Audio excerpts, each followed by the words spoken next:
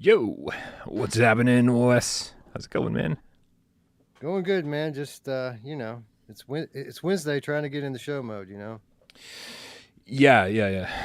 It is funny, man. You could like be doing something completely different. You could be on a completely different wavelength, and then as soon as it's showtime, I feel like you flip that switch and you're just in show mode. Like that's just how it works. And apologies to all the cats out there, like Kramer 3K. Why hasn't the show started? Why hasn't the show started? Why hasn't the show started? Um, I don't They know. missed us, Brian. They're enthusiastic. You've been It on vacation, bro. How was Maine? I mean, Was it Maine was Maine? it was Maine. Maine was great. I missed Tornado, and when I finally got home to see her, I'm not gonna lie, I kind of cried. I was so happy to see her. It was like the greatest, end of a love story ever. We were reunited, and it felt so good. Oh, I bet it was mutual too, right? Is this the first time you've ever left? Yeah, usually. I mean, at worst, it's like overnight, but it's never been for more than a couple days. And this was like 3 full days without each other. And she showed some crazy affection when I got home. Like she did not want to leave my side for. I mean, she still doesn't want to leave my side. She's like next to me constantly. Trauma. Yeah, yeah. I never want to leave her again. And on that note, I think we should start this show since we started at like 3 minutes late to begin with. Let's do this, Let's do Wes. it.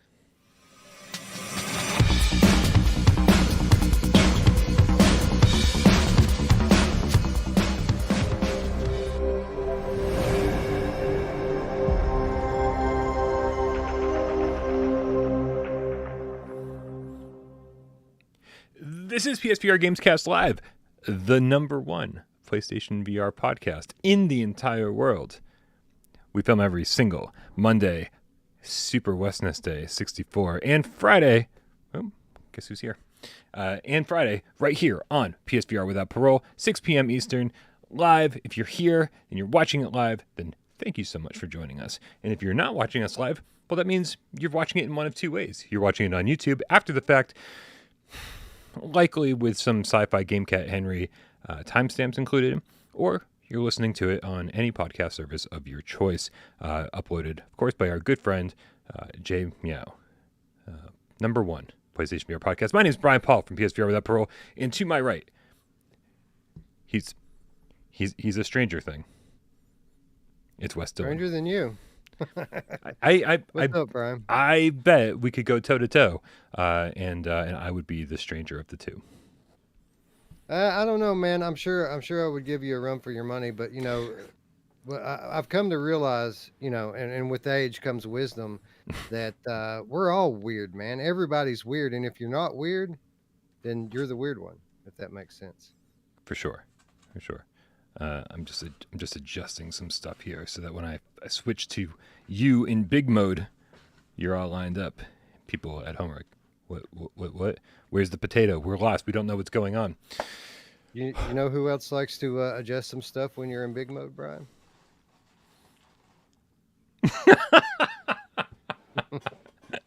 I was waiting to. I feel like you should have access to a sound effects, man. Like bring a little I've virtual got to get strangers into here. I've got to get the button, man. Like I have so many ideas. I could make this like a morning radio show like that if I had the right equipment. But apparently you've got to buy like a $300 box to have the button. So Roots can keep it. Yeah, no, I would pay you $300 to not have the button. Now let's drive in the game feline and chat with the $5 tip. Says the hump day dance is your chance to do the hump. Do the Humpty Hump. Thank you so much, I Niles mean, Ryan. people are still trying to settle on what we should call that today or this, Wednesday every week, West Day, Westness Day, West Hump Day. I say call it whatever makes you feel best. It all works for me. I say yeah. I mean, I love Westness Day, and I love the idea that we're just gonna hump the West right out of you. I don't think that works Good either. luck. I don't. Good luck. You can try, but you will not succeed. Okay, things are falling and breaking. Hopefully everyone out there is doing well. I feel like I'm still kind of in vacation mode. Although I will say, I got some work done yesterday, which was nice. I was able to get the very first episode, or the 300th episode, really, of Why We Love PSVR out for our $5 Patreon supporters. I've been promising that for a very, very long time. And I will say that AJ and I was going to say AJ killed it. And then I said AJ and I. And then I was like, well, wait a minute. I can't say that AJ and I killed it because that's just fucking patting yourself on the back. I will say, though, it went pretty well. We just kind of fell into the old routine, even though, as you know, AJ was not the original host of that show. We've gone through many hosts of that show, and we'll continue to go through many hosts of that show. What I'd like to do is get, everybody to be a co-host on that show, including Wes right here. Maybe some of the loyal cats out there who want to talk about, PSVR games. And we'll try to, get at least one of those out every single month, along with the monthly AMAs. And that's just the very first step in making that $5 tier on patreon.com/withoutparole worth your $5 every month. Obviously, we appreciate you guys supporting the channel the way you do. If you don't have $5 to give, we totally understand that. But for $3, you can get your name on that endlessly scrolling Patreon scroll down below. And I get access to our voice chat over on Discord. Don't forget, other than voice chat, Discord is completely free. And you can just click that link in the description below and join us over there. That is where the coolest cats hang out. Wes, I know we've got a ton of stuff to talk about today, but get us caught up in the world of virtual strangers. What is happening over on your YouTube channel? What have you been talking about over there? Well, last week we talked about Swordsman VR, strangely enough. And, last week at the very last minute, Roots called out sick. And as you know, Roots produces the show. And we're talking at like midnight 30 here, 0 hour. Zero. So we cobbled a show together last week, and we did pretty much all live gameplay. We still covered all 3 games like we were planning on covering, but we went live from all of them. So Eric sat in the chair on camera, talking to the chat, talking to me while I played. We did Shadowgate, we did Mother Gunship Forge, and we did the Swordsman update before and after. We did them back to back so you could see what the differences were. And we got a giveaway going on. Last call, Game Cats. We're giving away a Steam copy and a Quest copy. Sorry, they didn't give me any PSVR keys. But if you want to get in on that goodness, be sure to check out our last Wednesday episode of Strangers in the Night. Leave a comment. Make sure you're subscribed, and we're going to draw 2 winners later. Beyond that, tonight we're doing Green Hell VR. PC version. Hey, dude, I was in the middle of a conversation with like my nephew, and I totally blanked, and I thought I was going to be able to clarify this before right now, but I guess interrupting you is an easier way to clarify it. The PC version of Green Hell VR is the full version of Green Hell, correct? And then just the Quest version got truncated. Is that how that worked? That is absolutely correct. This is a 1-for-1 port of the flat version, of course, VR-ized, if you will. Mm-hmm. And in some ways that's a good thing, and in other ways not so much. But I would call it, spoiler alert, I would call the PC version probably the superior version, especially if you're a fan of survival games. And if you're not, then why would you be playing this game anyway? But yeah, Green Hell VR PCVR is the full version of the original game translated to VR by Incuvo. Excellent. Sean Yarbrough in the chat says, I miss watching Brian's 12-hour Skyrim marathon years ago. Dude, we've got so many amazing games coming up, soon enough. Even if we have to wait for PSVR2 for those amazing games, there's going to be so many amazing games. And anytime we get like an amazingly, epic release like Skyrim, you certainly have not seen the end of Without Parole 12-hour streams. Not a chance in hell. We're gonna be doing some epic live streams for sure. We should do on launch. We should do 48 hours relay marathon where we pass the baton one to another, and just assuming we have the launch catalog to do something like that. But I'm assuming that we will. Yeah, I'm assuming we will too. Good stuff, man. Good stuff. All right, are we ready to dive into this show today, man? I am more than ready, sir. Nice. We're going to talk a little bit about Coatsink. We're going to talk about some VR movies, and of course, as you saw in the title, we're going to talk about Shadowgate VR. plus some PSVR games that are on sale. But first, kicking it over to viewer takeover. Dice, don't forget that you can always leave us a viewer takeover question.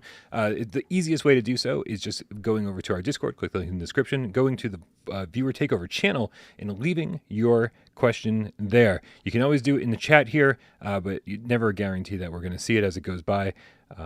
Just keep in mind, if you want to leave a question for viewer takeover, that is the place where we're going to see it first and foremost, like Josh did. Josh76 writes, hashtag viewer takeover.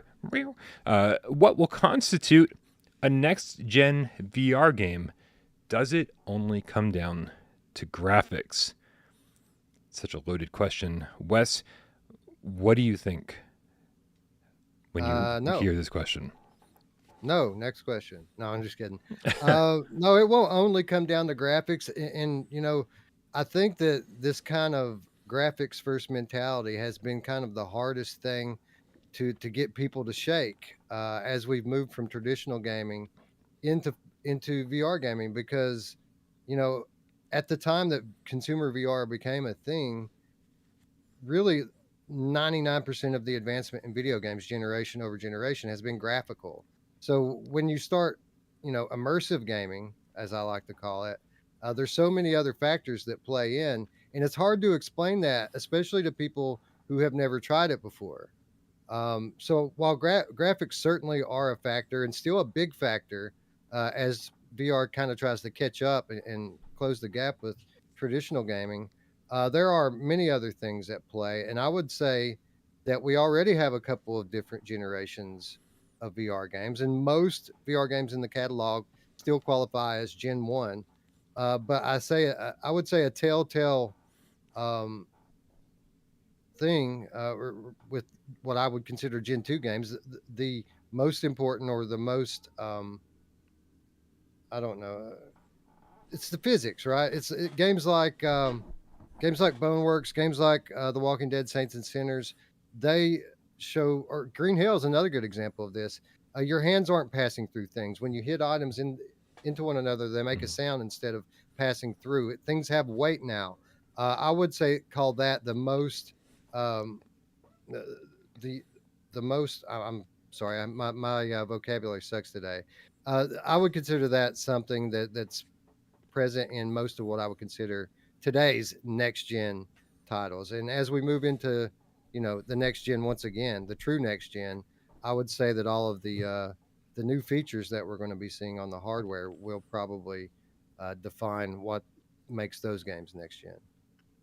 Yeah, I mean, I 100% agree that there is so much more that goes into this than graphics, but I don't want to undersell how important it is for graphics, right? And I think you agree with this. You just, wanted to focus on a few other things as far as this answer went.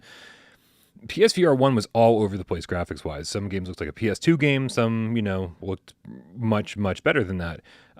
But I think when it comes to VR, the number one thing you're concerned about is immersion. And so you say, how do we make these games more immersive? And the first thing, like this most simple answer is, well, they just need to look better. And that's everything from resolution, just like the screen resolution, to the resolution of the textures, to lighting and all that stuff and what's capable of. And luckily, PlayStation 5 is going to make that possible. Eye tracking to my foveated rendering is going to make that possible. So you're going to be able to have like these crazier special effects, and where it's like everything's going to look more realistic. And for even games that aren't striving for realism, sirens on my end, we're going to see everything's just going to look a lot clearer, and the developers will be able to get their artistic vision across better. Now, the other part of immersion for me is making things, it's less about physics for me personally and more about things being VR AF.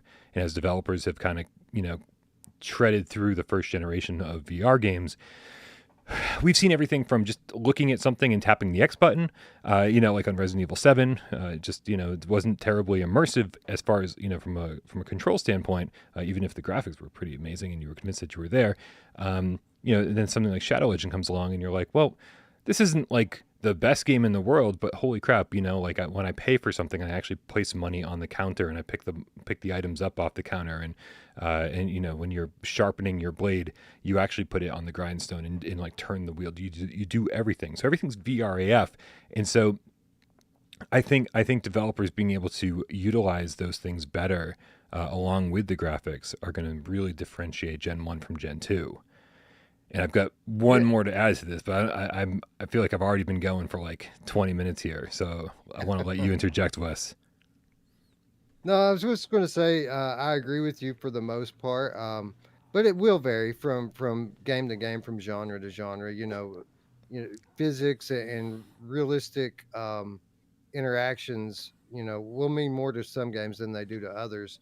And I think that especially before we get there, it's going to be kind of hard for us to speculate and define what really will constitute a next gen game. And I imagine it's going to be a list of different things for different games.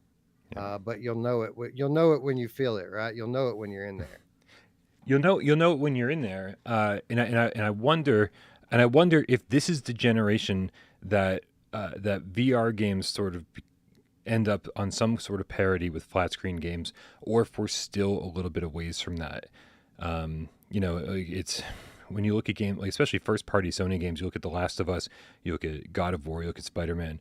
No matter how great the VR games are that we've gotten, very very few, if any, can really sort of go toe to toe with any of those flat screen games.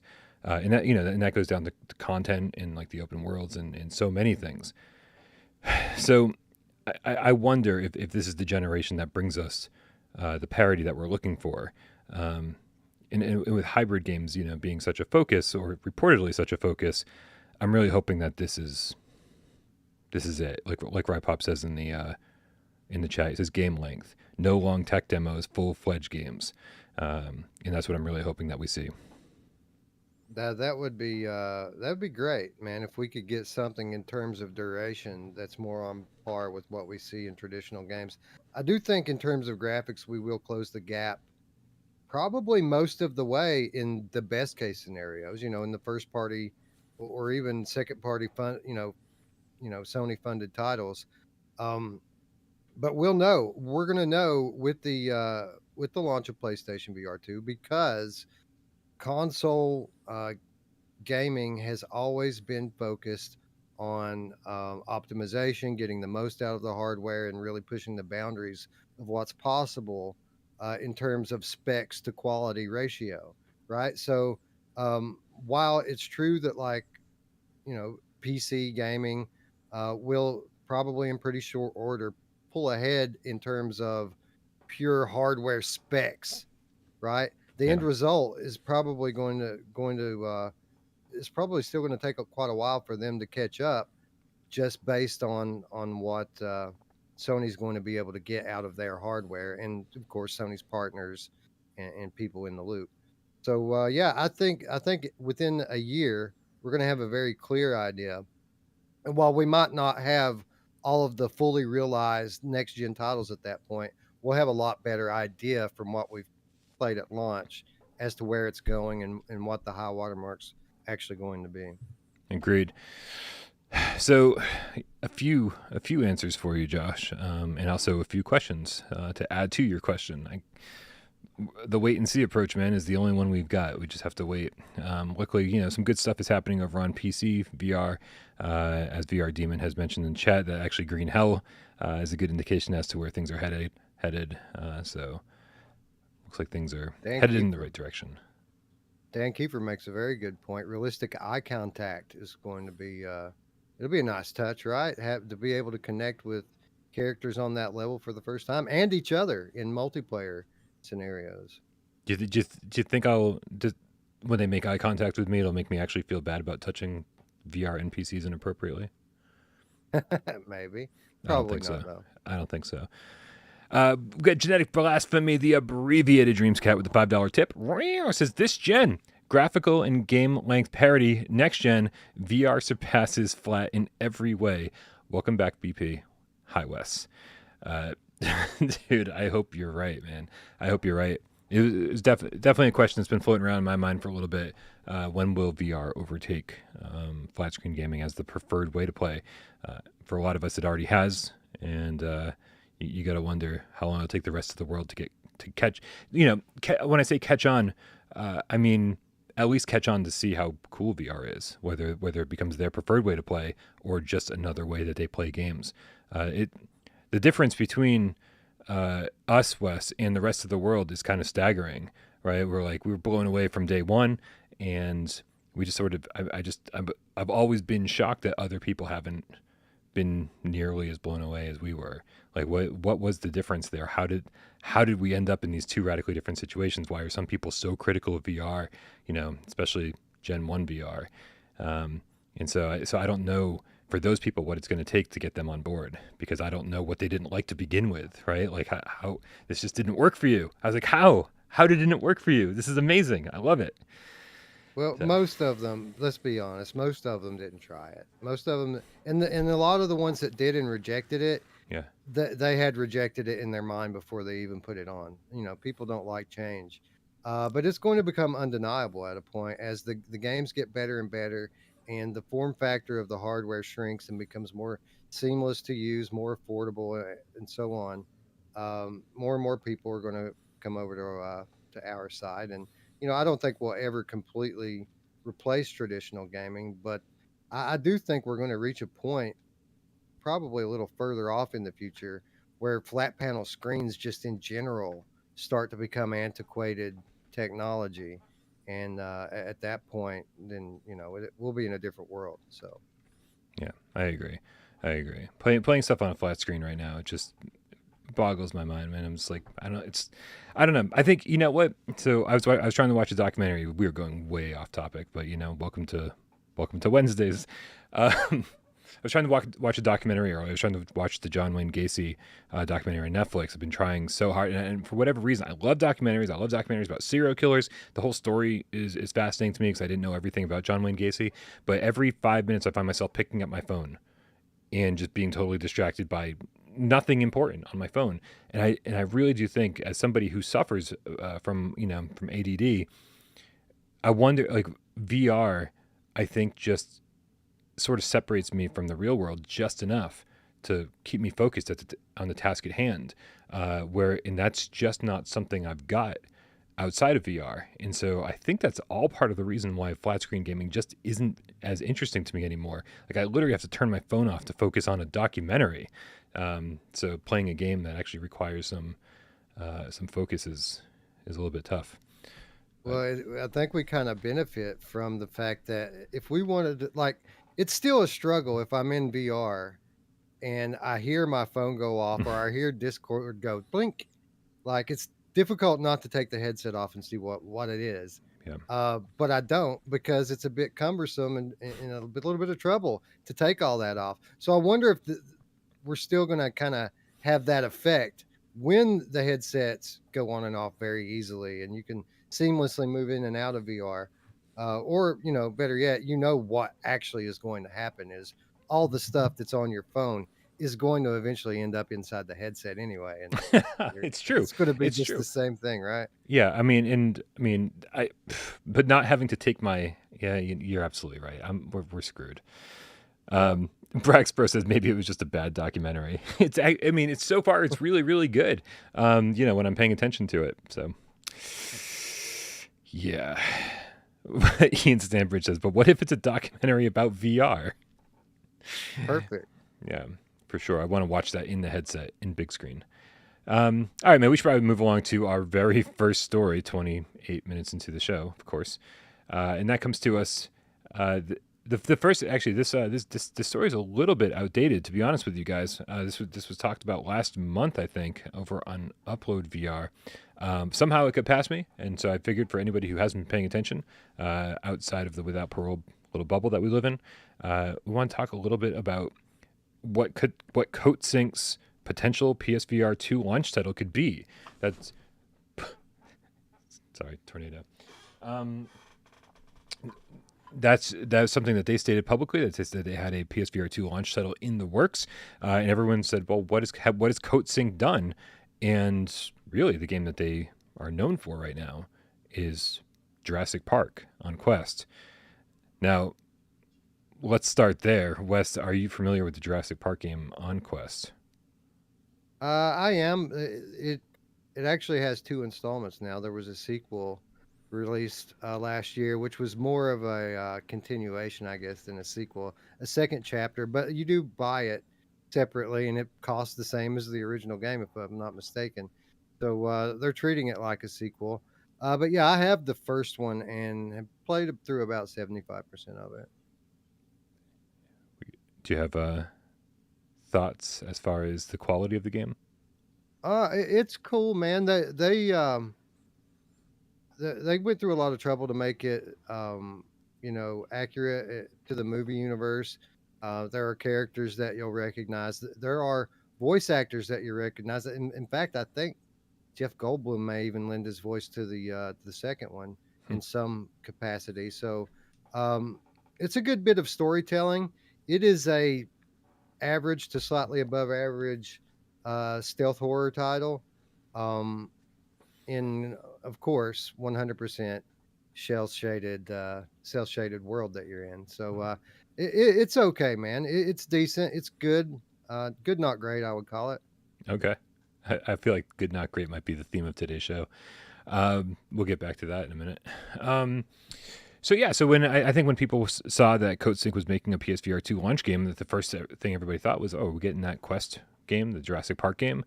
And my thought was sort of like, God, I kind of hope not, right? Like, I don't mind Quest games being ported over to PSVR2, obviously. I think the more games, the merrier. And especially, like, one less game for people to say, well, I might need to pick up a Quest because I really wanted to play this Jurassic Park game. Yeah, get it all over here. But I was kind of hoping for something new, something different, a new IP or just like a new venture, something that would really kind of get the hype train rolling, and not just be a port. So a little bit interesting that here, I'm going to bring up the article right here. This is an interim report from Thunderful. Now, Thunderful is the parent company, I believe, of Coatsink, and this interim report, I'm going to bring it up. It's long, and we have to get where we need to go. We need to get to the 11th page of this thing. Where are we? Here we go. Oh crap! I was hoping this thing would be bigger on my screen. But hopefully you guys can see this. There's a bunch of different games that are listed here. Basically announced releases. It's saying announced releases of internally developed Thunderful games. And hopefully I'm looking at the right one. You can see Jaffo, a Jurassic Park IP game, which again developed by Coatsink. And it looks like it could very well be making it to consoles, VR, the whole thing. But the real thing that piques our interest here is a little further down on that same list is a game that's codenamed Date. Now, this one is not coming out till 2023, and it says it's a VR co-op survival game. And the only one of these boxes that's checked over on the right is VR. What does this tell us? I know that you've talked about this prior, Wes, and I don't know if you were able to dig up any more dirt or any more details about this than what this interim report tells us. Yeah, no, I have no idea what this means. I find it interesting that it is not listed as a PC or console game. So I wouldn't. 2023 obviously that lines up with the date we would expect. Of as your sources are telling us that's when PSVR 2 is coming. But as you've noted before, many developers are still kind of in the dark about when PSVR 2 is coming, and a lot of them thought it was coming this year. So I don't think necessarily that one is a lock. I would look back up at the Jurassic World IP game and note that it is listed for console, which is not the case right now, right? Right now, it's only on Quest.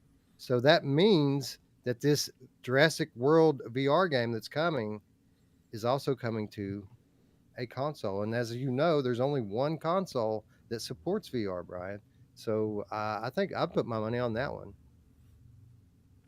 Do you think this could be a hybrid game as well, right? If it's coming to console and VR, we could certainly be looking at, say, the Xbox Series X gets it, but it's just the flat screen version. PlayStation 5 players get it, flat screen, but you can also play it on PlayStation VR2. So I think there are a lot of options here. I'm very curious to see what this means, man. And I think more than anything, I'm curious about what the title means, or what the code name for this game. Right. I don't, I can't think of anything. Obviously, the first thing that comes to mind when you hear date, you're like, oh, dating sim? And it's like, well, that's not what we want, right? I mean, maybe there's some people out there who are like, man, I really want a dating sim on PSVR2, but I don't think that's what a majority of people were looking for, and I don't think that's what they're doing. So I'm very curious to know what the codename date is referencing. But I mean, Coatsink is sort of all over the place. I don't, I'm looking over here. I think they make quality games, but I do have a little bit of potential insight as to what date could mean. I just realized it. Yeah. Looking down the list, the complete list, top to bottom on the page, you'll recognize that many of the code names are food related and ingredient related, and some of them happen to be nuts, like cashews or coconut, hazelnut. Dates are also nuts, Brian. So, or no, the dates are fruits, aren't they? Or yeah. are they not? I don't even know what a date is. Well, it's a fruit with a big seed in the middle. It's right? certainly a food. So maybe it means absolutely nothing, right? They're just using Right. they're using food terms. So we got nothing. We can't extrapolate any information from this. But again, Coatsink is, like I said, sort of been all over the place. Were they the developers of Shadowpoint? Does that sound right? I think so. I can't swear to that one. I know. Yeah, I think Coatsink, the developer, Thunderful. I'm not sure if Thunderful was listed as the publisher, but obviously they're the parent company. When I think of Thunderful, I also think of what, Ghost Giant. Didn't Thunderful put Ghost Giant out as well? They did. Yeah, I just looked it up. So Shadowpoint was developed by Coatsink. So I mean, this would be interesting to see if they take a step forward along with VR, because I do think that they are very much a product. Coatsink seems like one of those developers that's the product of their times.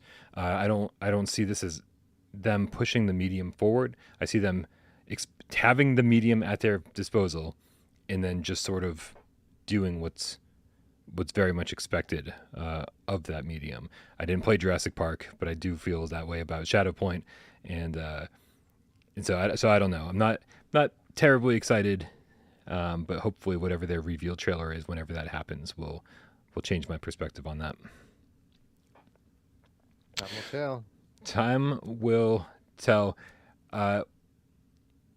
Wes, while I get this next news story set up, got to ask you a question.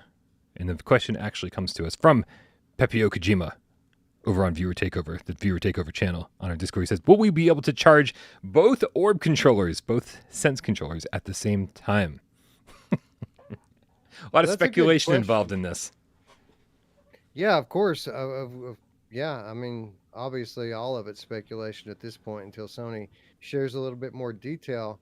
Out of the box, probably not. I mean, when you think most charging cables obviously are USB cables, we would expect these ones to be USB-C chargeable.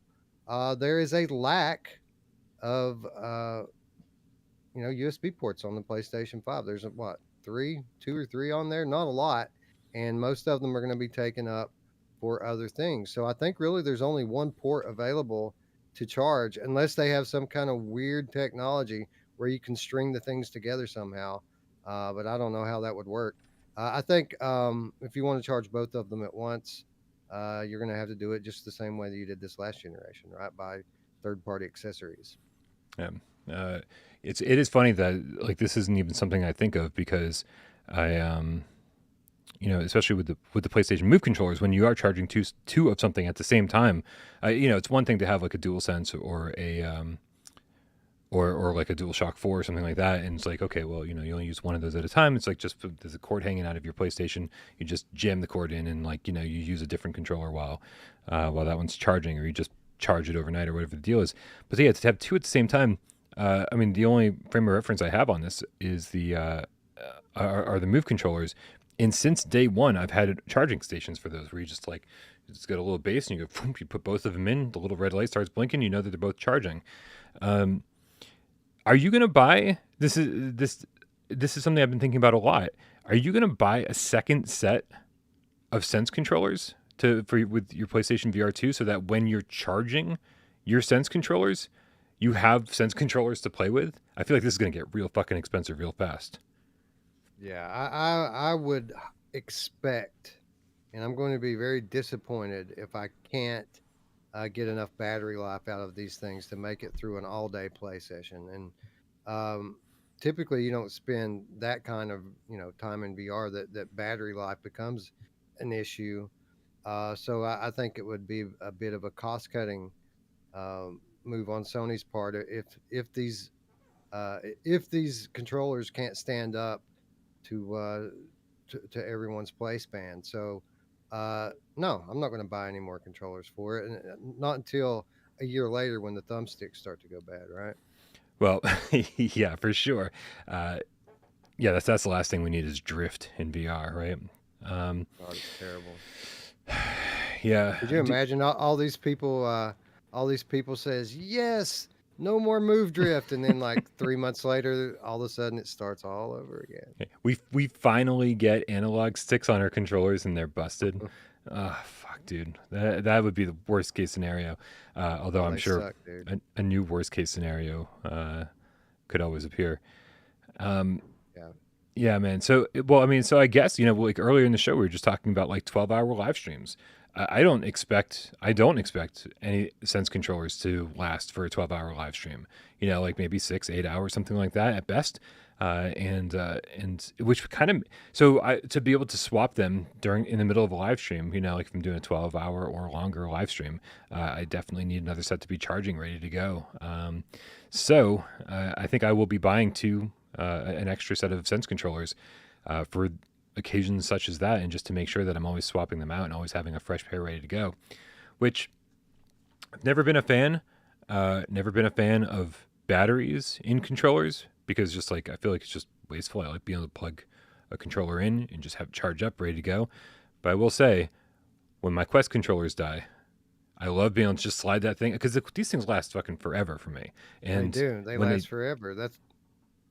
That's why I'm so surprised to hear you say that you expect that the new Sony controllers won't last forever, because these are working on a single AA battery, and the Sony controllers are going to have lithium-ion batteries in them. I mean, I would expect that any kind of extra pull that the advanced haptics or adaptive triggers are going to demand, that the increased battery I expect Sony will put in there will take care of that.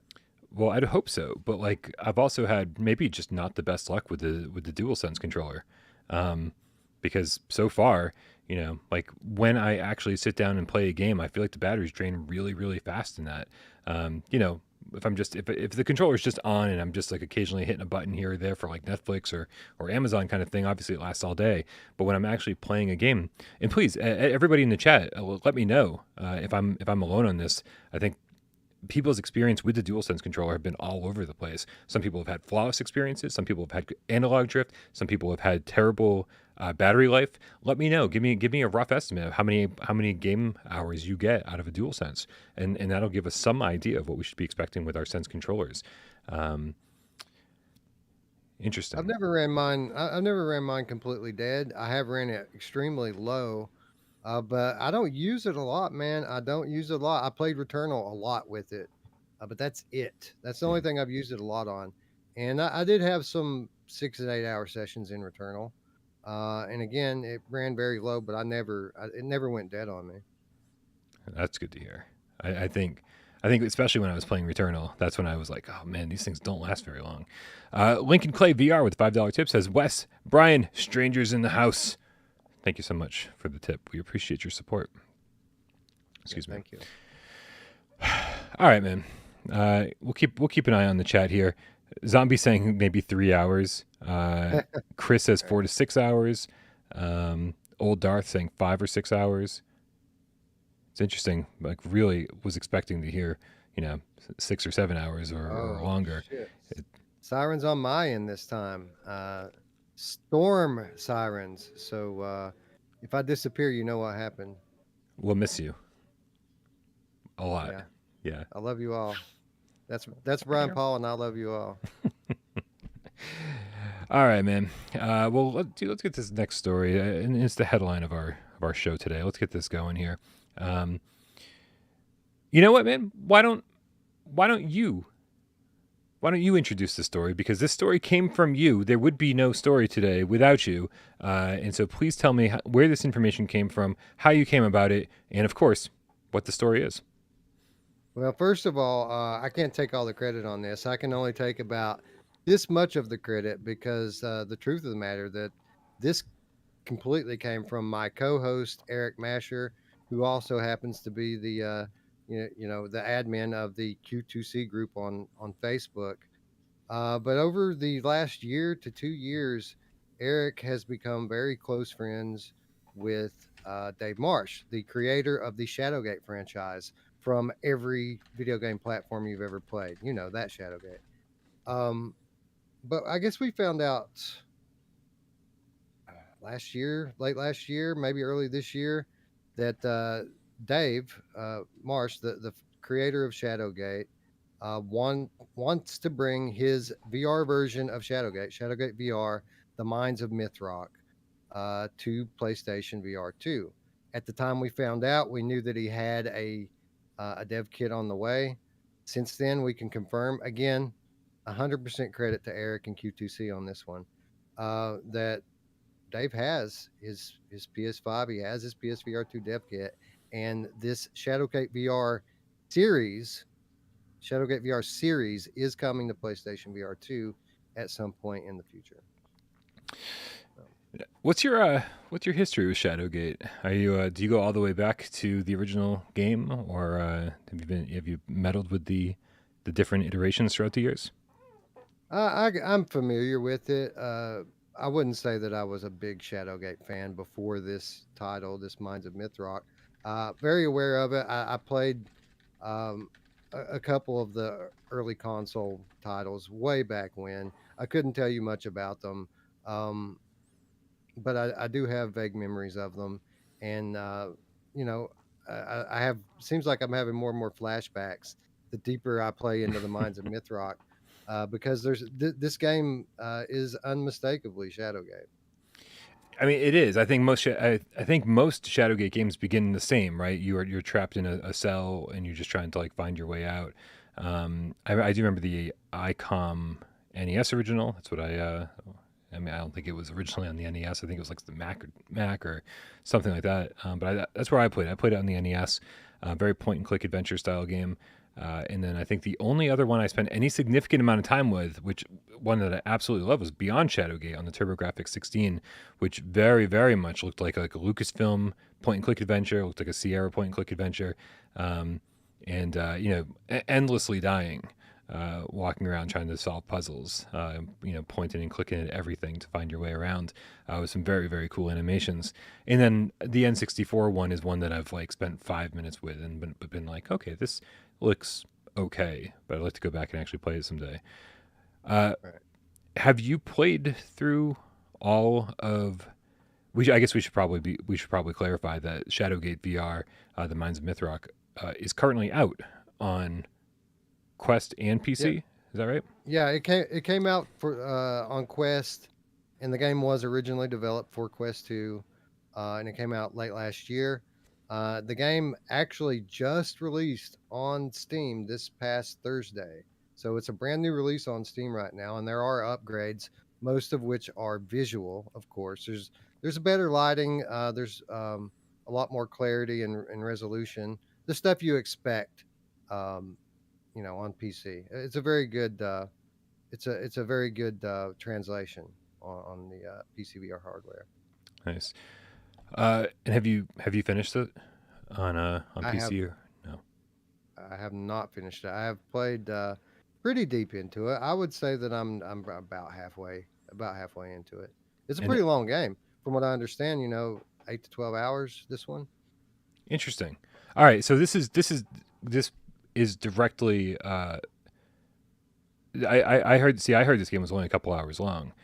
So how many hours Oh, do you? I've got 4 or 5 hours in it, and I'm nowhere near like the end of it. So All right.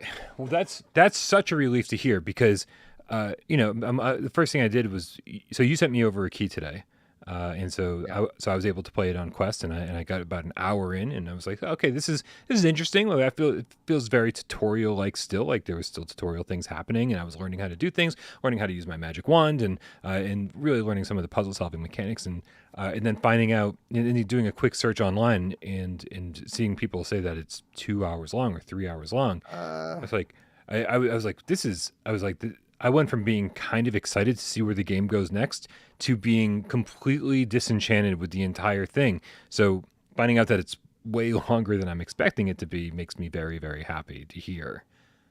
obviously, this game, while I wouldn't call it a pure puzzle game, it's very puzzle heavy, and the puzzles do increase in complexity as you go through it. So obviously, your mileage is going to vary. If you're Hmm. you're super quick at the puzzles, I mean, I could see the game swing hours based on how quickly you get through these puzzles Sure. because they're not just mental, so they're physical manipulation type puzzles. There's a lot that go into some of them.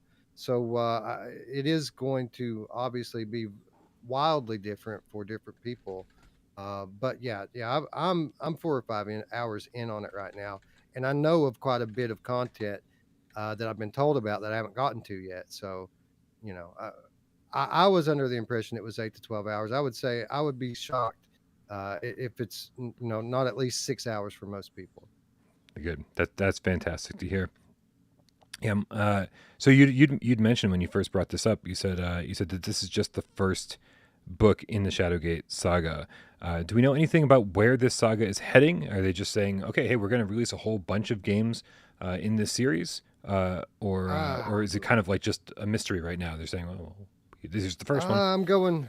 I guess I probably could have been a little more prepared for that question. No, come on, I man. It's I it's it's think Wednesday. We're I not supposed to be prepared for Gamescast. That's stupid. I think specifically that this series of games is being planned as a trilogy. Now, don't hold me to that. I could be wrong about that, but I do think that this is a threesome, and I know that the second installment is already under development for it. So that's about the extent of my knowledge with it. Nice. Well, dude, I was super happy that I got to play it today to get some first impressions, and I really do like it so far. I'm really enjoying myself. Like I said, I'm only an hour in. Really only. Oh, good. You're actually Mash Daddy cool right now. This is good. I can't wait to see what the response is. Paying close attention to the chat. To just it's funny because it's pretty much the second you have control over your character, um, you're like, what do I do? Like immediately, you're like, what do I do? And so they start you off with a puzzle, and every time you, Ian Stanford says, "Stop preparing, Wes. You're making Brian look bad." And I think we're all in My agreement bad. that that's the case.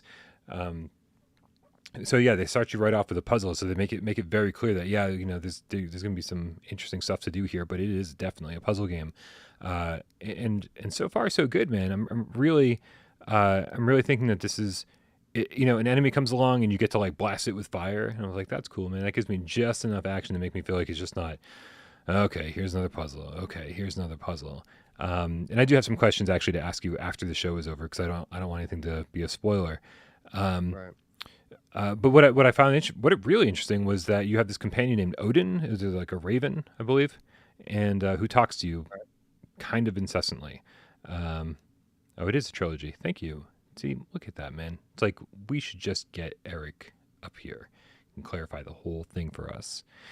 He Um, would be much better at this than I am. I could tell you that. but Odin's this raven that's flying alongside of you and talking quite a bit. So if you just want people to shut the fuck up in VR games, like you're going to be out of luck on this one. Although there are some options, like you can turn off Odin's hints entirely, and there's even an option to turn off Odin's sarcasm. So if you just want the bird to shut up and only talk when necessary, there's options for that.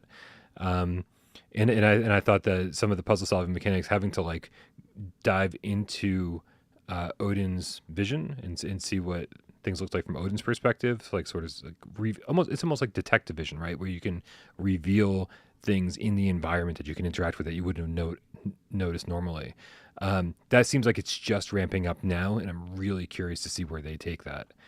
But yeah, it becomes integral to some of the puzzles that you encounter. Like, unless you're just like my good friend Roots and decide to trial and error your way through everything. Like, how far did you make it, Brian? I'm curious to know. How far did you get? So I don't know if okay. So there were giant spiders. That was a thing, and I will tell you, I got further than that. I got probably a couple puzzles further than that. So Did you make it to the spike bridge? No, I have not seen a bridge. I got to a place where spikes could fall on your head. Okay, I know exactly where you're at. Just Okay. a little bit further after that, you're going to come to a very long bridge. That it's trap panels. It's probably hundreds of panels make up this bridge, and some of them are traps. And our good friend Roots trialed and errored his way across the whole thing. Oh my I god! feel so bad for him. But he Rather than made just it. figuring out the puzzle, just said, "Well, I'll try this, and if Right. I die, then try this, and I'll die." Yeah, yeah. He wasn't thinking outside the box. But Eric confirms in the chat that this game is, or his playthrough was 8 hours on this game. So Braxbro in the chat says, "Too bad there's no turn off sarcasm button on Gamescast." Braxbro, we tried that, and YouTube blocked every single comment in the chat, and the show ended up being 2.5 minutes long. So it really was just no fun for anybody. Turn that off, and there's nothing left. So can you sell me? Can you sell me on anything? Can you sell me on this game further than what I've seen without spoiling anything? Is there reason for people to be super excited for this game? Like especially like what could potentially be a visually enhanced version, or one with PSVR2 capabilities.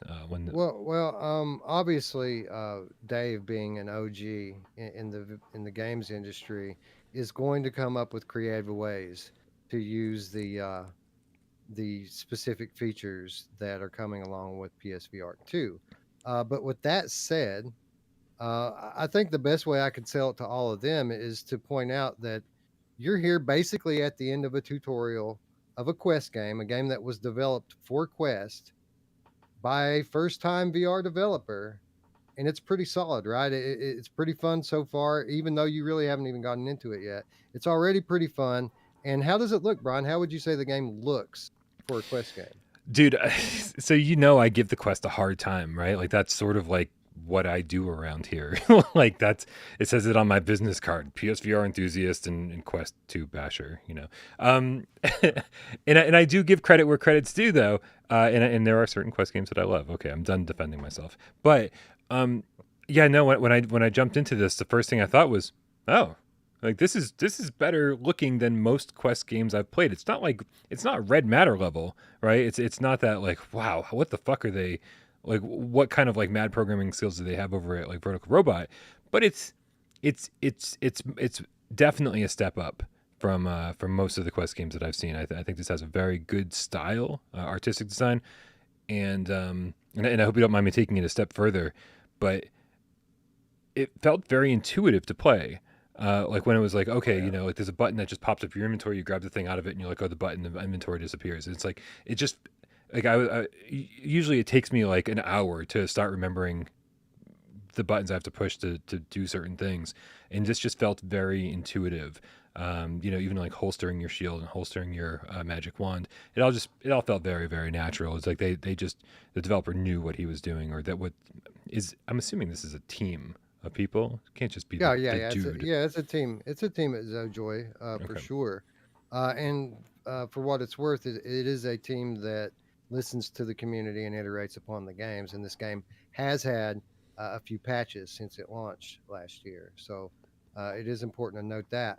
But the reason why I ask is because I was pretty impressed here, man. We always kind of go forward with this idea that first-time VR devs are kind of, learning their way as they go when it comes to VR game development. And then here we have a guy that's, again, never developed a VR game, but is a industry veteran at making video games. The games guys made dozens of games, and it just goes to show that talent's talent. And some of these OGs, when they come into VR, they're going to know tricks that even like seasoned VR developers aren't going to know. Yeah. So the quality level actually was very high on this one from the get go. Even at launch on Quest, it was impressive visually and how it played, and it really kind of changed my perspective as to what we can expect from first time VR developers. You know, they're not all equal, I guess is what I should be saying. Yeah, absolutely. So what we're trying to say is this game's pretty cool. And just one more, like if you saw my recent video, the one I put up before I went on vacation, was every confirmed PlayStation VR2 game that's in development. And just to be super clear about that, that's every confirmed game. So games like that we know are just coming, like Gran Turismo 7, would not be on that list. It's just it hasn't been confirmed by anybody yet. Yeah, this is just that list of PlayStation VR2 games just gets bigger and bigger and bigger and longer and longer and longer, and we're still so far away from launch that by the time we get to the PlayStation VR2 launch, I think we're gonna see some really really interesting titles hit this thing. And so anytime we get a new an announcement, or if anytime Wes digs up some information on another game that's coming, we certainly want to let you know. And if we're able to play it in any way, shape, or form, and let you know whether you should be excited about it, we're going to do that too. And that's exactly what we did today. For anybody who doesn't have a Quest, doesn't have a PSVR, I do think this one's pretty good, especially for the price. $25 currently, and again, finding out that it's more than just a few hours long, certainly a very very good thing. I know you're going to want to shelf it and wait to play it, but I suggest you at least put a couple more hours into it. So just so you know, how good it gets. When it comes to Quest ports, I don't think I'm going to want to shelf anything. I think I'd like to be able to have this under my belt, and so when it does come out for PSVR2, like I'll already know all the puzzles, and I'll be able to hopefully blast through it. You guys know my brain is mush, so hopefully I'll remember most of it, and I'll be able to blast through it and have a review out soon enough. Because there's going to be so many. I don't know if there's going to be a PSVR2 launch title, but I think there's just going to be so many games on PSVR2 over the first 6, 8, 12 months that I'm going to do everything in my power to like get ahead of the game. And if this is one of the games I can play now and get ahead of the game, yeah, fantastic. Really quick, a couple of comments. First of all, Alex says Brian just sold me a Quest game. Well, just so you know, Alex, it's awesome on Quest. It's also out on Steam. So and it is cross-buy enabled on Oculus as well. So if you have both, you can play it both by buying it on Oculus. Yeah. Also, and Alex, like honestly, fucking great. I'm really really happy. Like I do feel as though like we are in this really weird time for VR where it's like nothing's moving forward very much. And so when there is a fun game like this to play, something that like Wes and I both can get behind big time. I say do it, right? And so that way when PSVR2 rolls around, it's like, all right, well, I've got this game. I've already played this one. I can move on to something like Village. I can move on to something like Horizon Call of the Mountain. So I'm very very happy if you play it now, man. That makes a lot of sense to me. Yeah, it's nice. It's an outlier in the Quest catalog, as you know. It's nice to find these gems that have a little meat on them, and instead of being like a cartoony party game, which are a dime a dozen in the Quest library. These types of full-fledged story campaigns are uncommon on Quest. So when you find a good one, you should buy it. Yeah. Also wanted to point out that John Tatum says wasn't the developer from the original Shadowgate part of the Shadowgate VR team, and that is absolutely correct. Dave Marsh, the creator of Shadowgate, is the head developer on Shadowgate VR. He's also the person who gave us permission to share all of this with you today through, again, my co-host Eric. So shout out to Dave. Big thank you to him. Big thank you to Eric, who, by the way, is celebrating the 35th anniversary of Shadowgate over on Q2C, his Facebook group, all month long, and they're giving away stuff constantly over there. And I don't just mean like the crap. They're giving away like specially made merch for the event, stuff you can't buy, collector stuff, t-shirts. They had coins minted. They made wands. They have all kinds of cool stuff. They're giving it away all month long. Q2CVR Gamer. Thanks, Eric, for letting us share this with the GameCats today. Big time. Thank you, Eric. Sean Yarbrough says, when's the next top 25 debate? I've been wondering that myself, actually, Brian. Well, I mean, there's a couple things going on, right? So it sounds like we want it to be an epic event. We want it to be like, because as much fun as it is for to watch me and AJ whittle away at our friendship for 4 hours, I think it'd be way more fun to get more hosts involved, and I think that we're all kind of on the same page. Where like if we can do a special episode and we can find a day that everybody has free, because these things take forever. We kind of want it to be a top 50 debate, and if we can get myself and AJ and Wes and Miles all on the screen at the same time, and we all come to the table with our own top 25 debates, like holy shit, like what? But that's sort of like, to me, that's kind of like an two-parter, Brian. It's got to be a two-parter. There's no way we do that in one sitting. No way. I see that as a challenge, Wes. All right, bro. I'm up for it. You know me. I did 14 hours last year, bro. I'm down. Yeah, that's what I'm talking about. Like, I feel like, especially if it's top 50. So I could be totally wrong about this because I'm kind of wrong about everything all of the time. But when it comes to a top 50 list, it's way more room to get everybody's picks in, right? Because for me, the biggest thing about a top 25 list isn't really the order of things, except for when Resident Evil 7 isn't number one, which, by the way, is a big reason why I need you here with me, Wes. I need your support. Shh.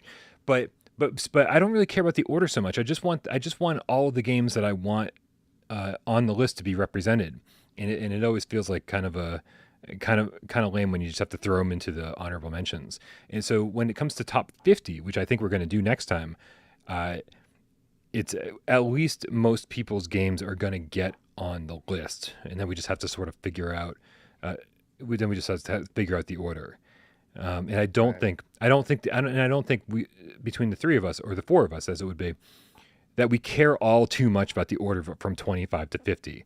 Like we'll be happy the games are on the list, and with a little debating, we'll kind of get them in the correct order. But I don't think we're going to be like at each other's throat for that. And then there we are for the top 25 again, which always takes forever. But there's also tiebreakers now. Is when it's just me and AJ yelling at each other. It's like, well, we just have to go to the chat, right? But with you and Miles here's the thing. Yeah. It's still an even number, Brian. Four is still an even number. It is. But I do. It gives us a lot more flexibility. We'll see. We'll see how it all goes down. What I would hate, and I swear this is going to wrap up that conversation. What I would hate is if we did this top 50 debate, we made this epic event out of it. It takes 12 hours to get the list done, and then like something like Dash World or Undead Citadel came out the next day or the next week or the next month, and we'd be like, "Fuck, how do we shove that into the list?" Like this, I really want this to kind of be like a kind of an overview of the PSVR 1's entire lifespan. So we're going to wait a few more months. We're going to see, if we get any more release dates or how that all goes down, and then kind of take it from there. So I think it's going to be a little bit. Yeah, I mean, just think if we had done this thing when I came on your channel, we would never have like fungus in my garden to put in there. And, yeah. Such a fucking terrible game. Such a terrible game. All right, man. Well, you know what time it is? It is time for PSVR 20 questions. I will be the host this time. I've chosen a game, not very random, and I'm going to put 6 minutes up on the clock up on account of the way that Jeremy likes it. And dude, Wes and all the cats out there, dude, really help this guy out. Help this guy out. Offer up some good questions that he can ask, and with every question that gets answered, certainly put what game you think it might be in the chat. Help him out. Give him some great ideas. It's not easy to be in the hot seat.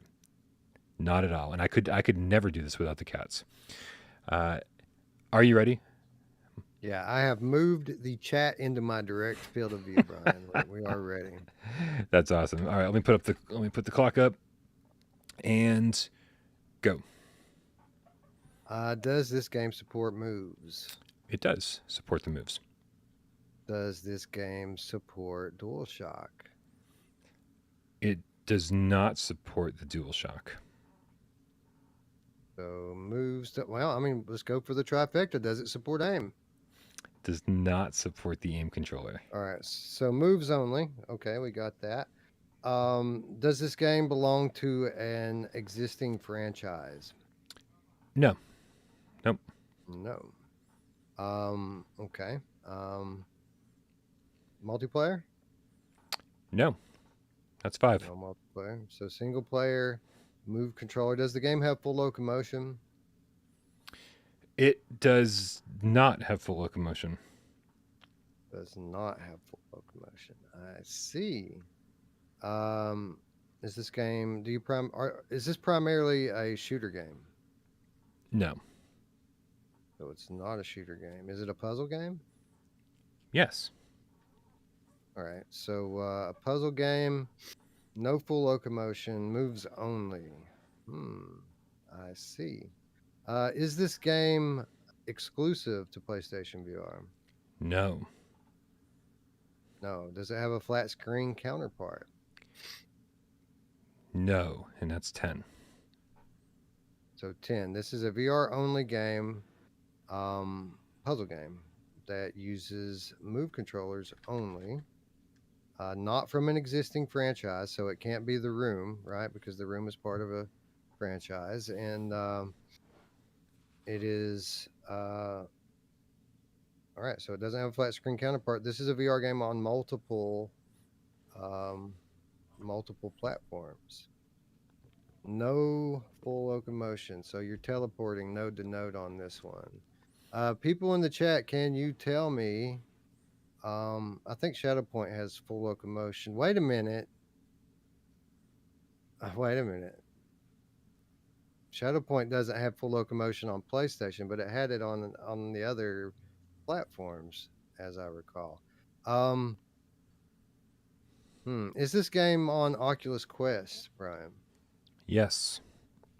So this game is on Quest. It's not Zing, which I'm not sure if that game had locomotion or not. It did. Has this game had a sequel announced to it at this point? Not to my knowledge. Not. So it's not Red Matter, Rody. So what does that leave? Well, I mean, is this game narrated by Sir Patrick Stewart? This game is narrated by Sir Patrick Stewart. There we go, Brian. Is this game Shadowpoint? This game is Shadowpoint. You always got to play the meta game because this was developed by Coatsink. And right. Yep, no full locomotion on PlayStation VR. What the hell is going on there? But yeah, I know, right? Yeah. Well, there's no thumbsticks, Brian, so they can't do full locomotion, right? Obviously, no one has ever done full locomotion without thumbsticks. Obviously, yeah, terribly disappointing because I actually really enjoyed this game on Quest, and I had a lot of fun with it. But with weirdly placed load screens and in teleportation only, it kind of killed the immersion. I was so happy to see it come over like at full resolution, like there was no blur at all. It was super crisp and clear. It was beautiful. And then I had to teleport everywhere. I was so disappointed. I was like, God damn. Yeah, that does kind of suck. You know, again, Coatsink, I don't think was this their first VR game? I don't know. I don't think so. I want to say no. I don't think so. Were they responsible for Esper? I want to say Esper. Yeah. Coatsink made Esper, and I think that might have been their first VR game, but I could be wrong on that too. So my point exactly. Sometimes, you know, a good dev is a good dev, and a bad one is a bad one, right? And like, really, we're doing teleport in 2022, teleport only. Come on, guys, you can do better. Right. It's great for people who need it. Great to have the option. We love, options for everybody, accessibility, all that stuff. But man, most of us, I'm assuming most of us, want the games to be as immersive as possible, and we want full locomotion. And holy crap, man, I don't know where these fucking loading screens came from either. But just at the absolute worst possible time, those loading screens pop up, and it's just a mess. So, kind of what killed Abduction too, right? Something like that. Yeah, teleport only. And every couple teleports. It's like quick load screen. Like, really? Although I heard that they fixed abduction. I haven't tried it on PSVR since it got the update. It got But better, but it was still a mess. marked improvement on PC. Like, it's really good on PC. Yeah. Well, that's good. Do you have full locomotion on PC? Abduction? Yeah. Yeah, still Absolutely. it's not on PSVR. After Really? the update, it was still teleport only. Still pretty blurry. And yeah, even though there wasn't a load screen like every 3 or 4 steps, then it was a load screen every 6 or 7 steps. And it was like, Well, what it is with quick turning and teleport, it's a cheap way not to have to optimize for performance, because it's a lot harder on a graphics processor to deal with smooth motion, graphically.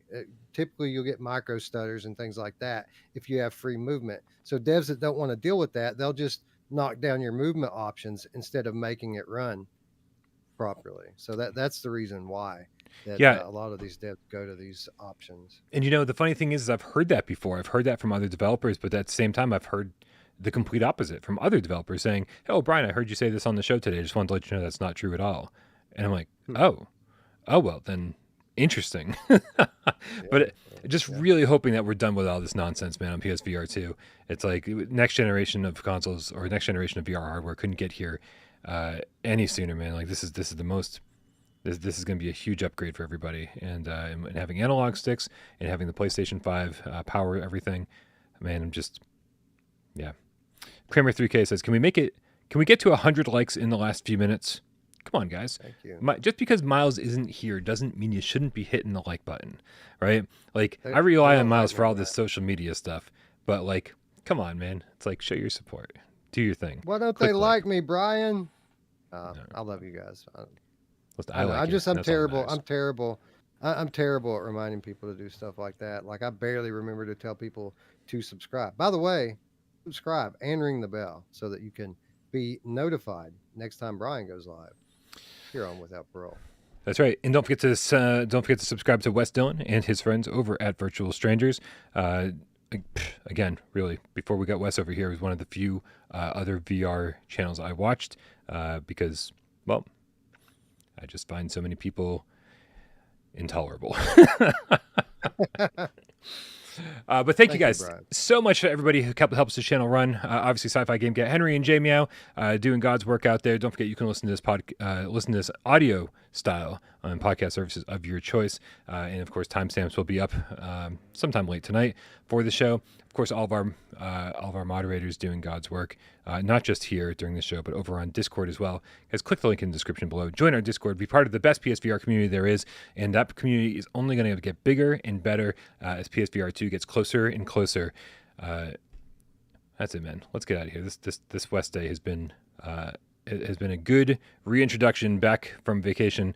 Love hanging out with you guys. It's the best way I could possibly ask to spend any of my days. Thank you, everybody who helps the channel run. Thank you to everybody who helped Wes get to Shadow Point. And of course, thank you to everybody who sat back, watched the show. Didn't say a goddamn word. We know you're out there, too. We love you just as much. Let's get out of here. Later.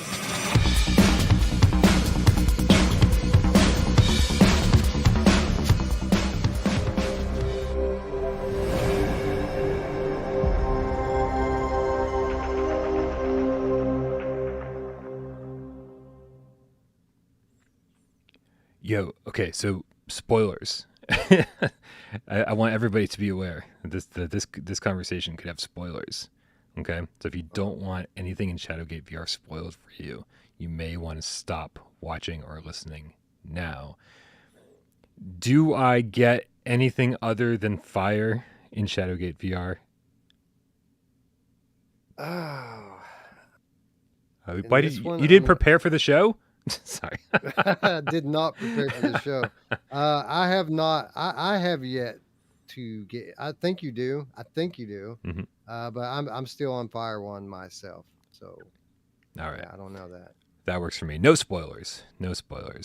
Don't forget, guys. As Braxbro said, play more Sewer Shark. Sega CD doesn't get enough love. Good night, everybody. We love y'all.